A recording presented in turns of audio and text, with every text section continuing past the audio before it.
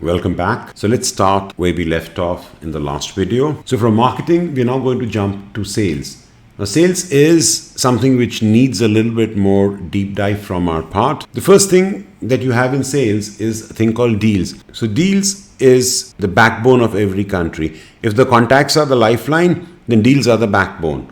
Remember, deals is what gives you an overview of how your business is doing. Now, by default, these are the stages that they give us here. So from the travel agency point of view, these stages are no good for us. Let's go here and edit the pipeline. Once we go to edit the pipeline, we can choose how we want to define it. In my experience for the travel agencies, the first stage is always when we receive the lead. And as we like to call it, it's a query received. So at this point, the win probability is 10%. The next step is quote requested, whether you send it to your supplier or you are doing it through your online system. We would say it's quote requested. So third stage is quote shared with clients, and I've still kept the win probability at a 20%.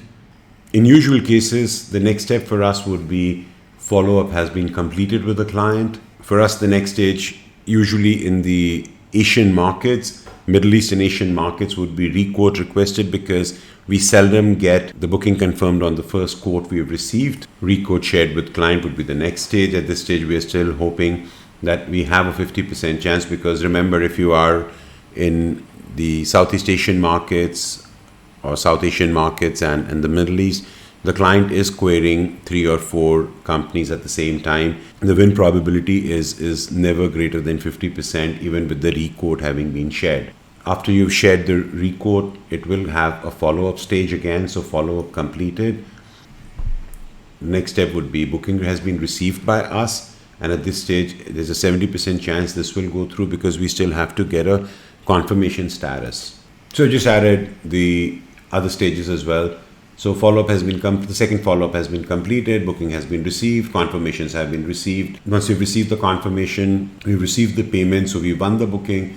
Booking has been lost at any stage, then the booking has been lost, and that's what it shows here. Do remember to save everything you do. Once you've saved it, it is done. So if we come back here to the pipelines and refresh the page, you will see that our Kanban board has changed to how we wanted to see it. So let's say this was the first Maldives query that we received, and query has been received. Once we have answered it, we move it here, and you can just drag and pull it to wherever you want. So at this stage, when we receive the query, we may not have the amount. Even when we have forwarded the quote to the agent, to our supplier, we still may not have the amount. But at the stage that we are sharing it with the clients, it is a good idea to give it a numeric value, because at this point of time, you know what the value of the quote is or what the booking value is. So let's say if this was your booking value, you've given it a booking value now. So this is the contract. This has become a deal. So as more and more queries come in, you will see that your booking amounts will start building up. So if you ever want to check what is the booking value at which stage, every stage has its own booking value. If I check the quote shared with the clients as a booking value of 25,000, then I know that this is what is there in the pipeline. And once your pipeline starts building up, once you start feeding this properly, you will realize how much of business we tend to lose just because of follow-ups are not being done. When you have a visual in front of you which tells you the exact picture, the whole dynamics change. Our clients have seen a much higher closure rate simply because seeing it visually made them go after the bookings a whole lot more. Secondly, your management, or you as the business owner or the business manager, will always know which of your team members needs the help. All you need to do is come here, click on the deal, and you will find out who's the travel consultant, if they need any help, do you need to intervene at any point of time. The same picture is also visible to the management as well. So they also know. The same picture is also visible to your marketing team also. So they also know. The same picture is available for everybody. So that's how you get a 360 view of your entire deals pipeline. The next thing here is the tasks. Now we briefly touched upon the tasks in the contacts video where we created a task right from the contacts page. Now the same task is visible here. And here as you see, it says this was to be done today at 8 o'clock. So At the time of recording this video, this task is already 1 day overdue. When your team member logs in here, he would be greeted in the tasks with overdue. Now, initially, do not expect your people to get used to the CRM. CRM is not something people want to get used to. It's a new thing. People don't really like it. Once they get used to it, once they start coming here, once they start, working on these things, they will realize how much more efficient they become themselves. In this case, we have the task here, and all the tasks of everybody would be visible here. I can push completed here. So in this case, it has been done and moved out. So that is how your users can use your tasks. When I press finish, it will take me straight out. And now I have no tasks, no open tasks available. Any task which is in the future would be here. You have further granular control. Due today could be here, due this week could be here, overdue could be here, or you could go and see if you have emails to do, calls to do. So you can, even if you have to do a call with a client, you can actually plan it out here, put it in, and it will show up in your schedule. Next thing is the documents. So if you have standard contracts, a booking contract, or you send your clients a contract which is to receive the advance payment, that is what you can do with the documents. It could be a PDF, a Word file. Now, these could once again be created. You get 5 documents, as with the snippets and the templates. You get 5 documents here.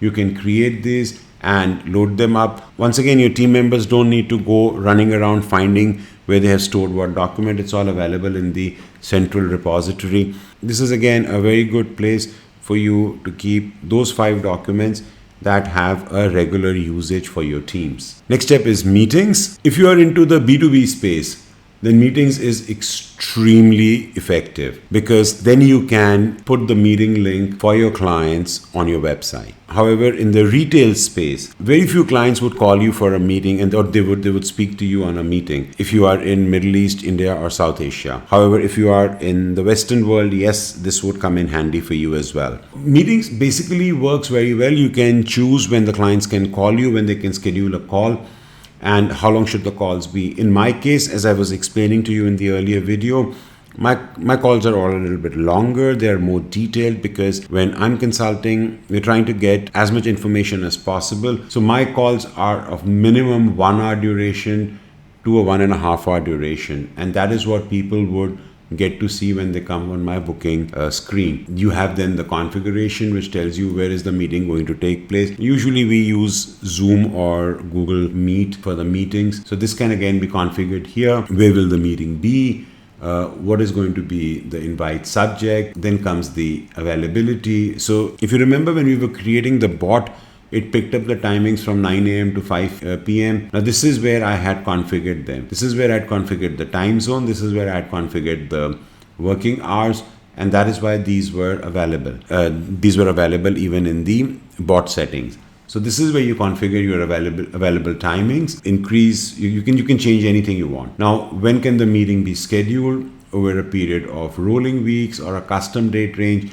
Now by default, they give you options that you can start immediate meetings. So this week and next week. That means your calendar availability from this week and next week would be openly displayed. If you are in a business where you would like to have an enough notice period, so a lot of B2B businesses require a lot of advance notice where people want to study and understand the client, then you can choose 3 weeks. Now, the minute you press 3 weeks, any meeting schedule that the people will see, they'll see it 3 weeks from now.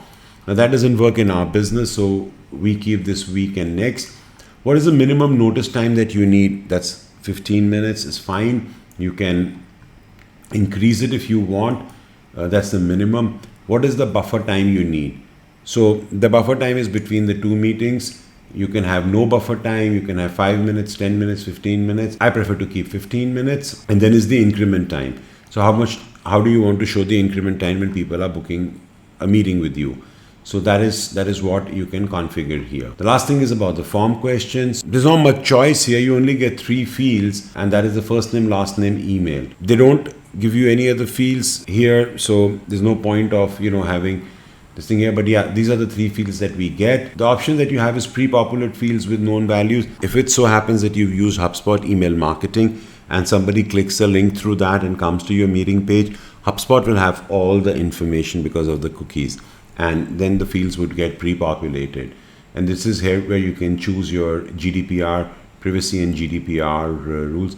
So if you want to add a consent box that this information that they're sharing here would be used and how we are going to store it, then you can enable that, or you could disable it. I had it enabled, I've disabled it now, so I had to save it.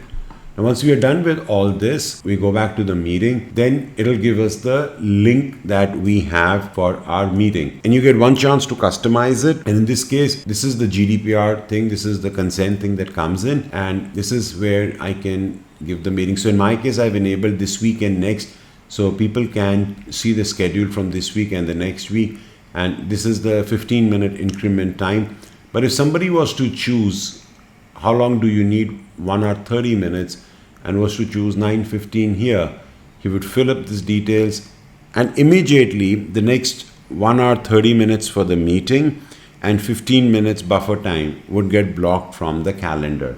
So that is what the meetings does. The next thing in sales is playbooks, but playbooks is only in Sales Hub Enterprise, and after that is quotes. So you can use it to share quotes as well with your clients. So all your quotes that you send out can be created from within HubSpot as well. And these can then automatically be linked to your clients and to your contacts. The advantage of doing that is if you start creating your quotes within HubSpot and linking them, then remember in the contact section, we could have a complete overview of the client. So at one glance, you would know how many quotes have gone out. You would know how many deals are stuck with this client, or whether this client has in the past also queried and converted or not converted. So quotes will also make it easier for you to share the quotations from within HubSpot itself. Now to create a quote, you need to come to a deal. Now the only deal we had here is we had ABCD as a deal, and this is where it has started showing it to us. We go next, then it asks us to choose the template. There are only 3 templates, so it shows us the templates which are there. What is going to be the quote name? So this would usually be your client's name and the holiday package they're taking. How long is this quote valid for? Usually if it's a hotel quote we are sending, they have a limited validity. So if you're making it on the 1st September, let's say it's valid till the 3rd of September. Do you want to add any comments here? You can do that. There are any terms and conditions you have, you can customize it and do it here as well. In this case, we did have a deal there, but it was not linked to any contact.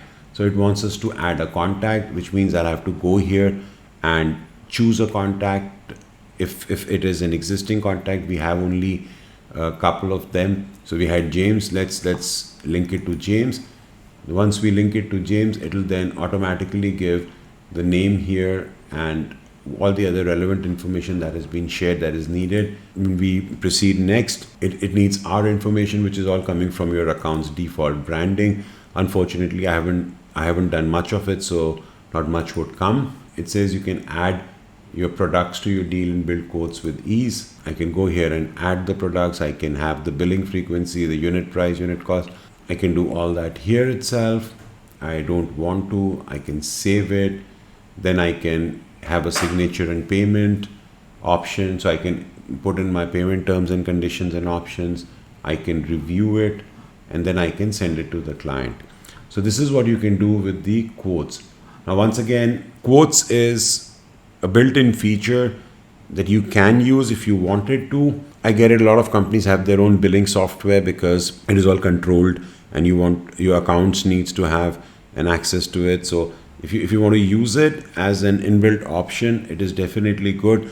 But if you're not using it as the main option, do try and build it once, because that way you will always know what your contact overview is. These are the things that we can do in the sales container. Once again, I hope this helped you understand HubSpot a little bit more for your travel company. Thank you for your time. I'll see you in the next video. Till then, bye-bye.